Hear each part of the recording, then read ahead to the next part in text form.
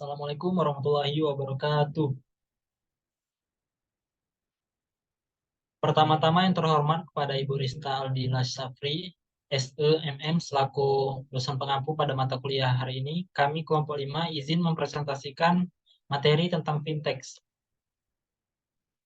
Yang beranggotakan, yang pertama saya sendiri itu Tabra Masta, yang kedua ada Rafajri Satria Abdal, dan yang ketiga ada Rahmat Fadilah.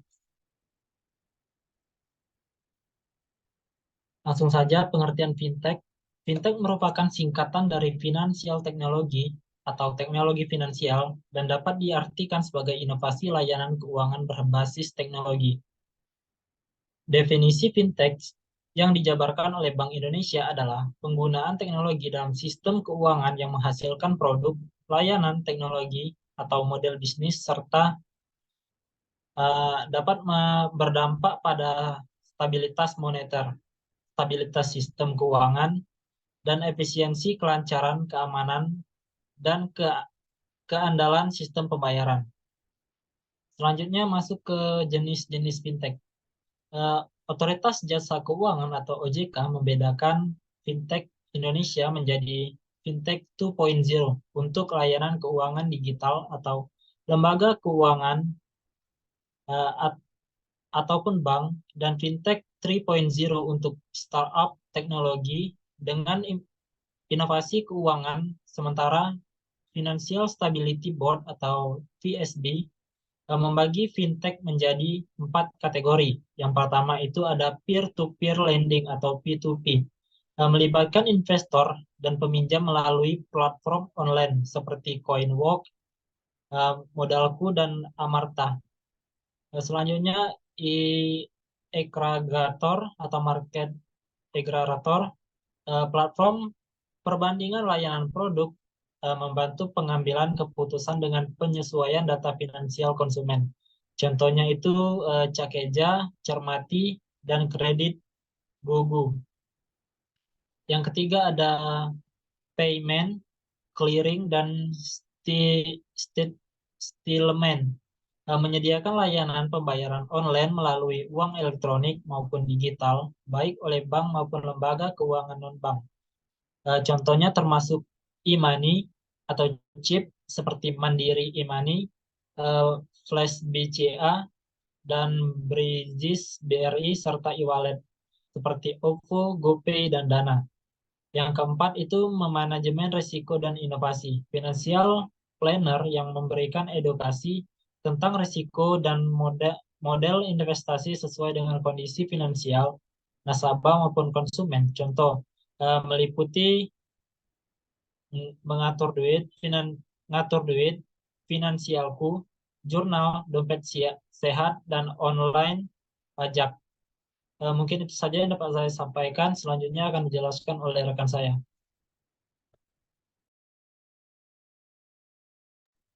Selanjutnya adalah tantangan fintech di Indonesia. Ada beberapa tantangan fintech di Indonesia. Di antaranya sebagai berikut. Yang pertama adalah regulasi fintech di Indonesia diatur oleh Otoritas Jasa Keuangan atau OJK melalui peraturan seperti POJK nomor 77/2016, 13/2018, dan 14/2018. Regulasi terus berkembang seiring pesatnya perkembangan teknologi, fokus pada perlindungan konsumen dan menciptakan persaingan sehat. Yang kedua adalah persaingan di industri fintech. Semakin ketat karena banyaknya perusahaan fintech lokal dan asing. Perusahaan perlu berinovasi dan meningkatkan kualitas produk dan layanan untuk tetap bersaing. Yang ketiga adalah literasi keuangan. Rendahnya literasi keuangan di masyarakat Indonesia dapat membuat mereka rentan terhadap penipuan fintech. Perusahaan fintech perlu mengedukasi masyarakat tentang manfaat dan risiko produk dan layanan mereka. Keempat adalah infrastruktur TIK. Belum merata di Indonesia, menghambat akses masyarakat terhadap layanan fintech. Kerjasama dengan pemerintah diperlukan untuk meningkatkan infrastruktur TIK. Yang kelima adalah keamanan data, merupakan tantangan besar bagi fintech karena maraknya kejahatan cyber. Perusahaan fintech perlu menerapkan standar keamanan dan data tinggi untuk melindungi data pribadi nasabah. Next. Selanjutnya adalah perkembangan fintech di Indonesia. Fintech atau singkatan dari Financial Technology telah menjadi inovasi yang signifikan dalam perkembangan ekonomi di Indonesia. Dengan menggabungkan aspek finansial dan teknologi, fintech hadir sebagai solusi terkini untuk memenuhi kebutuhan finansial masyarakat modern. Inovasi ini dianggap sebagai gerakan baru karena berhasil mengintegrasikan dunia finansial dan teknologi dengan fokus pada kemudahan, kepraktisan, dan kenyamanan. Perkembangan fintech di Indonesia didorong oleh tingginya tingkat kebutuhan masyarakat terhadap layanan finansial yang lebih efisien. Pada awalnya, fintech muncul sebagai respon terhadap krisis ekonomi pada tahun 2008. Fasilitas yang ditawarkan seperti akses 24 jam dan kemudahan dalam pelayanan konsumen melalui teknologi memberikan solusi cepat dan efisien. Hal ini menjadi lebih penting selama pandemi COVID-19, di mana pembatasan aktivitas fisik mendorong peningkatan transaksi online. Next. Jumlah perusahaan fintech di Indonesia terus meningkat setiap tahunnya, mencapai 785 perusahaan pada tahun 2021. Sektor utama yang mendominasi melibatkan layanan pembayaran sekitar 44%, pinjaman 23%, dan investasi digital.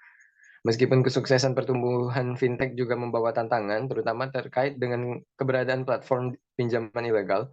Selama pandemi, transaksi fintech meningkat, tetapi seiring dengan itu terjadi peningkatan fintech P2P, lending ilegal. Otoritas Jasa Keuangan mencatat adanya setidaknya 508 platform P2P lending ilegal dalam periode 6 bulan.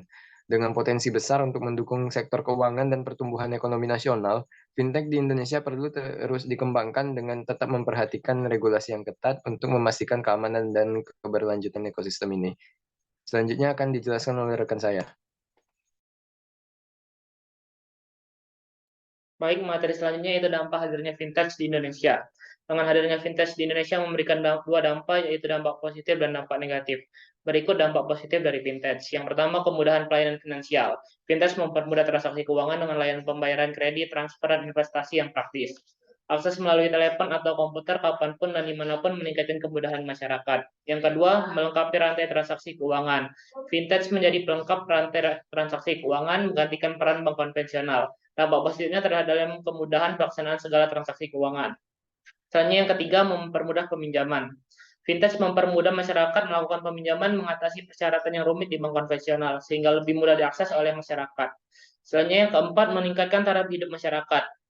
Kehadiran fintech meningkatkan taraf hidup masyarakat dengan meningkatkan akses pendanaan, memungkinkan mereka membiayai berbagai aktivitas dan meningkatkan kualitas hidup.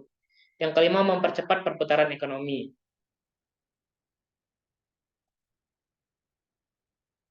Selanjutnya dampak negatif dari fintech. Yang pertama, penyelewengan dana nasabah. Beberapa perusahaan fintech mengeluarkan produk penggalangan dana tanpa izin jelas dari OJK, menyebabkan penyelewengan dana nasabah dan kerugian finansial. Yang kedua, penipuan berkedok investasi.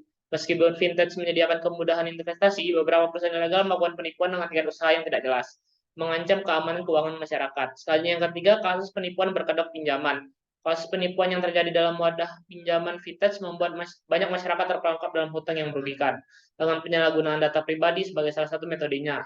Yang keempat, ancaman terhadap usaha perbankan. Pertumbuhan fintech dapat mengancam eksistensi perbankan konvensional, menyebabkan beberapa bank gulung tikar dan berdampak pada kehilangan pekerjaan di sektor perbankan. Yang kelima, ketergantungan terhadap internet. Ketergantungan fintech pada internet membuat masyarakat rentan terhadap masalah jaringan yang dapat menghambat transaksi keuangan dan berdampak negatif pada perekonomian jika terjadi gangguan. Selanjutnya, studi kasus fintech pada perusahaan keuangan OVO.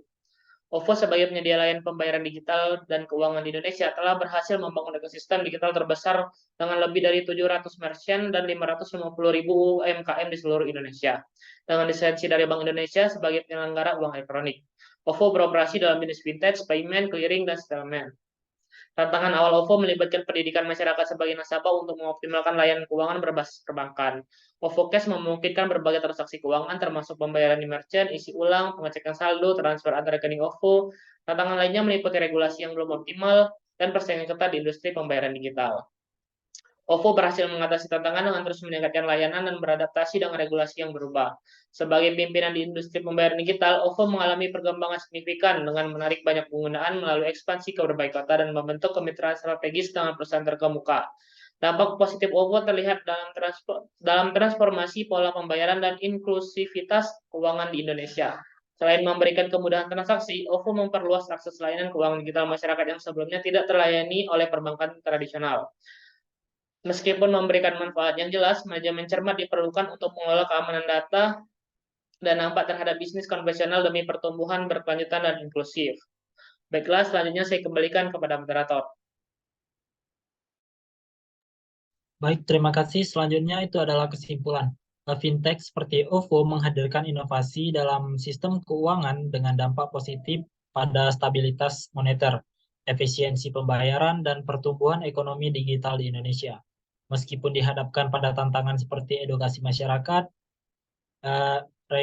regulasi yang belum optimal, dan persaingan ketat, OVO berhasil mengatasi dengan meningkatkan layanan, ekspansi wilayah, dan kemitraan strategis. Kontribusi positifnya terlihat dalam transformasi pola pembayaran, inklusivitas keuangan, dan perubahan cara masyarakat mengakses layanan keuangan. Meski harus mengelola tantangan keamanan data dan dampak terhadap bisnis konvensional, kehadiran OVO membawa perubahan yang signifikan dalam landscape keuangan Indonesia. Mungkin itu saja yang dapat kelompok 5 atau kami sampaikan. Kami akhiri. Wassalamualaikum warahmatullahi wabarakatuh.